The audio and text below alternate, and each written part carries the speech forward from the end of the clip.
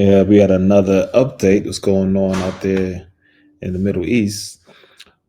A lot of countries in the so-called West are recognizing Palestine as a state. I don't know what that really means for Palestine because they're still going through this genocide. But they're saying stuff now, I guess, after this long. So let's check out what's going on. Boom. This is Fox News. We're gonna be checking out multiple news uh, outsources. Pushback from the United States. The UK, Australia, and Canada have officially recognized Palestine as a state. More recognitions are expected as President Trump and other world leaders head to New York this week for the annual General Assembly at the United Nations. Chief Foreign Correspondent Trey Yingst is live in Tel Aviv, Israel, with the latest on the war there. Trey. Yeah, hey, John, good afternoon. As these political developments unfold, it's been more than 700 days of war, and Hamas maintains an ability to fire rockets into Israel. Early this morning, sirens sounded across the southern city, Ashdod, as 2 launches were detected. One of those launches intercepted by Israel's missile defense system, the Iron Dome. We do know on the ground inside Gaza, Israeli forces continue to advance deeper into Gaza City. At the same time, they're launching heavy airstrikes that reportedly killed dozens of Palestinians over the past 24 hours alone. Overnight, thousands of Israelis gathered in the streets of Tel Aviv and Jerusalem, demanding the release of the remaining 48 hostages held by Hamas and an end to the war. Families worry that time is running out for their loved ones. It's time to say enough is enough. Stop the war, end the war, release the hostages, stop the ethnic cleansing in Gaza. As for a possible mediated solution, the Qataris are reportedly waiting on the Israelis to apologize for striking their country earlier this. Just apologize is crazy. I won't do nothing till you say sorry for killing some people in my country. That is insane. Month before those talks would resume. John? Trey Yingst reporting live from Tel Aviv. Thank you, Trey. So clearly they didn't let Qatar know that they were bombing them. If they want an apology in the beginning, if you guys remember my last video, there is alluding to the point that, oh, Israel let them know that they were going to bomb there. They didn't let them know anything. They're literally doing what they want. They want to make greater Israel, and America and Israel are one. Okay? Nobody else can do this, has ever done this in the history of American history. This is basically we are the colonies, the states of Israel. For more on all this, let's bring in national security and military analyst Dr. Rebecca Grant. Dr. Grant, some strong U.S. allies, Australia and Great Britain among them, now say they will recognize a Palestine. What's your take on this? I'm sad to see it. Secretary Rubio is. You're saying a Palestine as if he cared about this 5 years ago. Everybody knew about Palestine. Said that is counterproductive, and it doesn't change the facts on the ground. Britain's Keir Starmer even says there is no viable Palestinian state, and they're joining 150 other countries in this recognition. But, John, what worries me is that it may be the hostages in Gaza who pay the price for this diplomatic theater. The only way forward is for Hamas to agree to a ceasefire or for the IDF to secure Gaza City. Hamas is the governing entity. By secure, she means eradicate. In the West Bank, Hamas is holding hostages that it took in that October 7th raid in Israel, and yet their reward is to be given a state of their own. How does that make sense?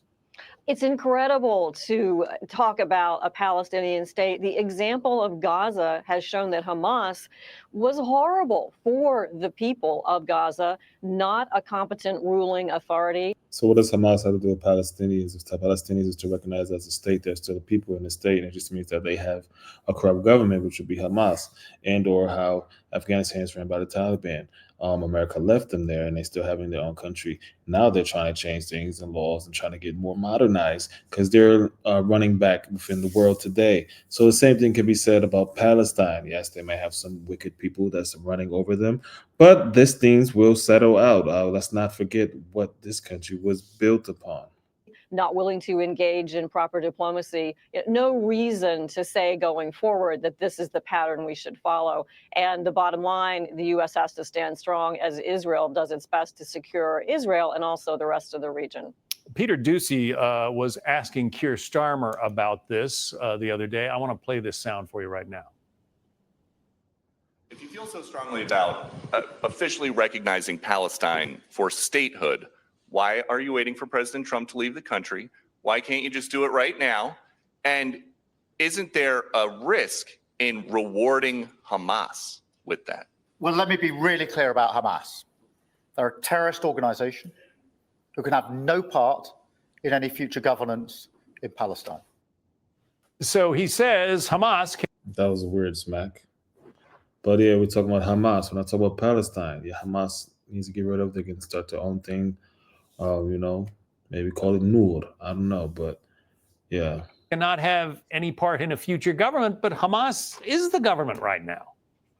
Right, and that's absolutely correct. Hamas can have no part in that. And in the end, that's why I think Israel's forces will simply have to clear Gaza City and occupy and create a more peaceful situation there. Why would they have to occupy something they already have been occupying? What the fuck are you talking about, you ugly bird head bitch? This is crazy. What the hell, Barbara Walker? What are you talking about? If the world is recognizing Palestine as a state, and you're saying that the actual people that's genociding them for them to occupy and make some, you mean you want Palestine to be a part of Israel? And that has to happen because you do need to get civilian aid in there. Because Fox pays me. And guess who runs Fox? The conflict does need to stop. Hamas has proven it cannot govern Gaza. The Palestinians had help from the Jordanians decades ago, back in the 70s, I think it was. The Jordanians basically invited them in, and the Palestinian response was... These fucking devils. Let's see what Al Jazeera, Big Jazeera. Your favorite movies are on YouTube. Enjoy the latest releases. It's a major diplomatic shift. After decades of hesitation, a growing number of Western countries are recognizing an independent, sovereign Palestine. The quest for statehood spans decades, since the day back in 1988 when Yasser Arafat, the then leader of the Palestine Liberation Organization, or PLO, unilaterally declared an independent state. He was supported by roughly 80 countries.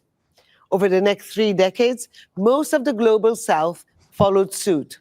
In 2014, Sweden became the first EU country to recognize Palestine, but most Western countries, the US and Japan, argued that recognition should follow a peace agreement. Since the genocide in Gaza began in October 2023, many more have joined, including European countries and 2 members of the Security Council. Now, the number of UN members recognizing Palestine has passed 150. But the reality on the ground hasn't changed, with Israel progressively thwarting any hope of a future Palestinian state. Having Western countries join the chorus of recognition shifts the global narrative, increasing pressure on Israel and its allies, particularly the United States, to rethink their stance on the 2-state solution. The genocide continues to be streamed in real time, horrific and painful images, and with it, demands for a free Palestine have become louder. The West's position as champion of international law and human rights losing credibility at a time when those same nations are reinforcing Ukraine's sovereignty and sanctioning Russia for its ongoing invasion. Showing support for Palestinians has become a domestic priority in many European capitals. Leaders have realized their credibility is at stake. A lack of action would undermine their position on other global issues. So what does recognition mean? In practical terms, it allows Palestinians to open embassies, engage in trade agreements, and gain support at international forums. It also gives the Palestinians the right to approach the International Criminal Court. But it doesn't end the war in Gaza, nor will it stop Israel's brutal military occupation at a time when Prime Minister Benjamin Netanyahu says there will be no Palestinian state. For some, it's too little, too late, a small step towards rectifying historical wrongs that have persisted for decades. Don't miss out. Get the full picture. Subscribe to Al Jazeera for reliable news and expert insights. Like,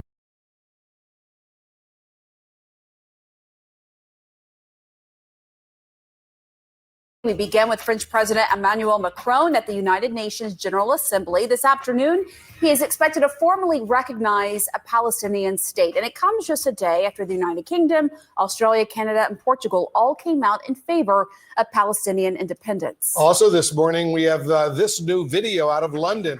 The special ceremony marks the raising of the Palestinian flag at the Palestinian mission to the UK. Also new this morning, tens of thousands of protesters in Italy calling for... Speaking of the UK, I'm talking straight from the UK right now. Yes, free Palestine, baby. Yes. Oh, yeah, I'm actually doing a video right now. It's okay though. You can join. For a nationwide strike to support Palestinians in Gaza. They are also demanding that their government join other West. Hold on, we put you on speaker. Are we on speaker? Okay, you can say it now. Free Palestine. That's right. Yeah, say it again. Free Palestine. Yeah, America don't recognize it, but the UK do. Y'all all right with me? All right. Okay. Okay, let me press play on this. Nations to recognize a Palestinian state. Let me call you right back, though. Let's get some analysis right now. Joining us now, Axios politics and foreign policy reporter Barak Ravid. He's also a CNN political and global affairs analyst. Barak, there's a lot of international momentum right now towards the recognition of a new Palestinian state. How is Israel, first of all, responding to this? Hi, Wolf. I think Benjamin Netanyahu finds himself almost 2 years after October 7th, this horrible, horrific terrorist attack, more isolated than ever. And with Netanyahu, the entire country is more isolated than ever. And I think this is what we're going to see in the next few days of the UN General Assembly. You know, Netanyahu published his schedule for the UN General Assembly, and, you know, no offense to anybody, but his bilateral meetings are with the leaders of Serbia, Argentina, and Paraguay. I covered a lot of his trips in the past. His itinerary looked very different in the past, with many more leaders from more prominent countries. And I think it tells you a lot about where Israel is today. It certainly does. How much concern is there, Barak, in Israel that the country is being increasingly isolated out there on the international stage? I think there's a lot of concern. Extremely isolated. Nobody ain't doing the shit. Nobody ain't saying shit. Now they're being recognized. Why? Because they hit up Qatar. Like that could change the effect of global economy. Like, what's going on? Netanyahu himself said it publicly. He said that Israel is undergoing isolation. He even said that Israel should be like Sparta. He called it Super Sparta, something that got the stock market in Tel Aviv to crash. And so these are the countries that recognize Palestinian state: Canada, Mexico, Cuba, Dominican Republic, Haiti, Brazil. Pending is, of course, it's a lot of Jews in French Suriname right there. France is still pending. They hate Muslims. Most of the world. That's crazy. Germany is not in there. Italy's not in there. A bunch of off-branch Eastern European countries that don't matter. It's not in there. Lisbon doesn't care. Western Sahara, if that's even a real country. Wow. I think a lot of people feel... What little nation right there? Is that Taiwan or something right there that don't give a fuck about China? Or is that Hong Kong?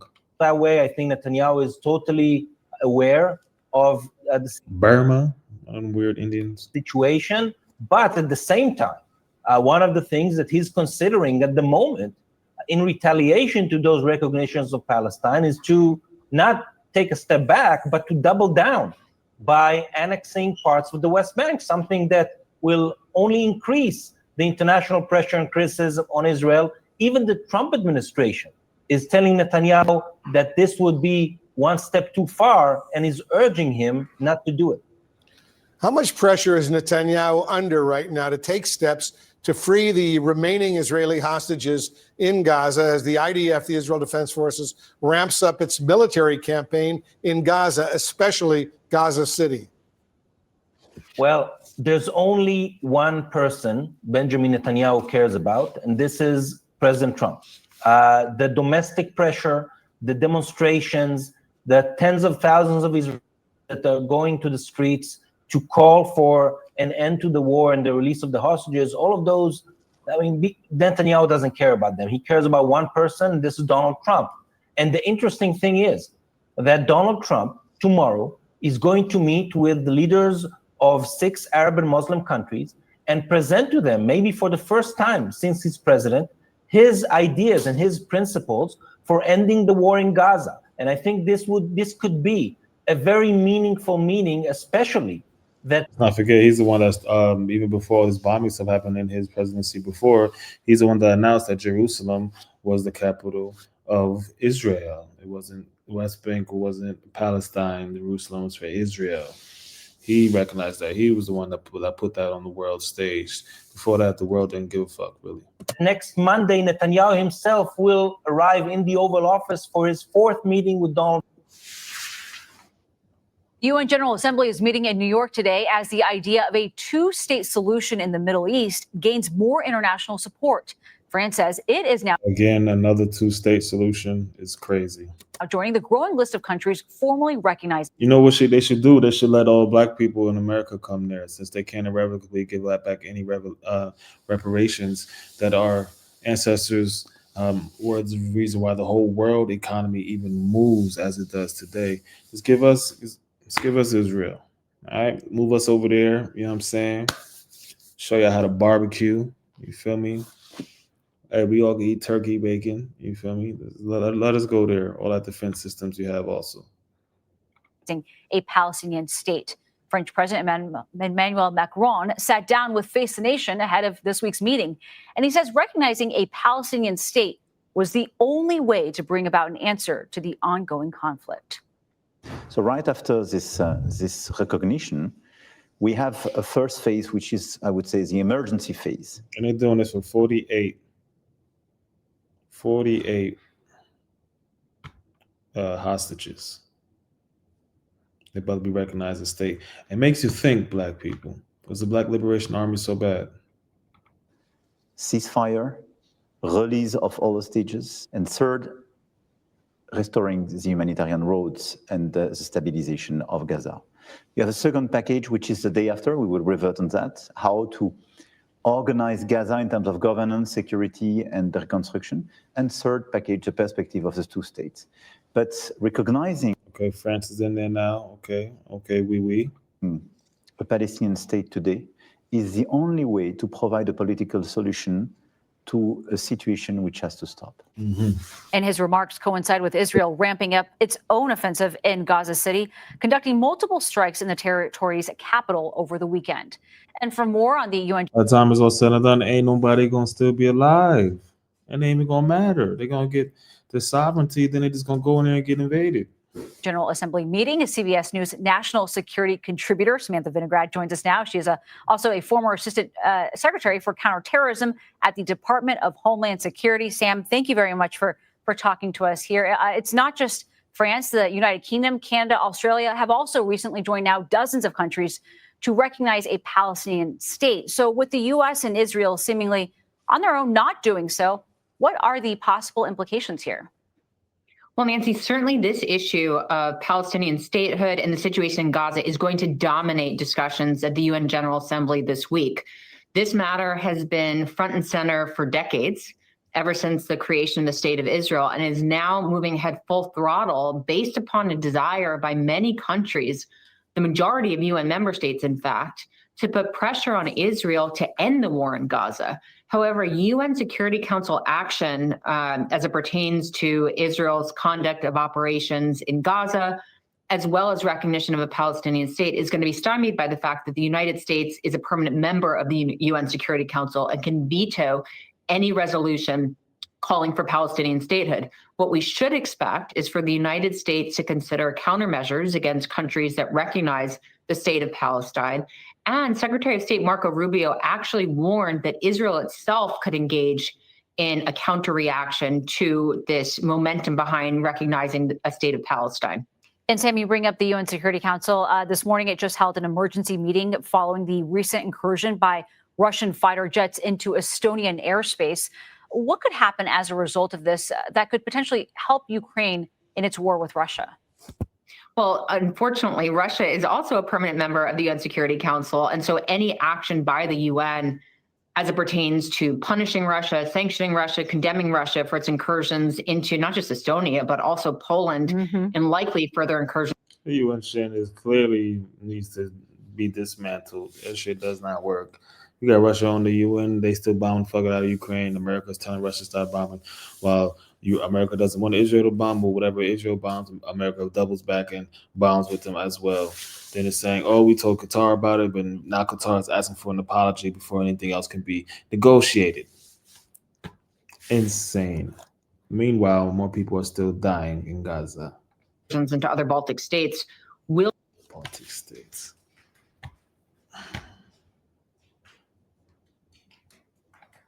And now I'll give the floor to the Prime Minister of Australia.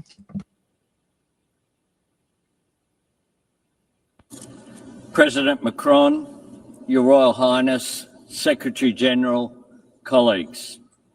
In 1947, Australia was proud to be the first member of the United Nations to vote for the plan that made the modern state of Israel possible.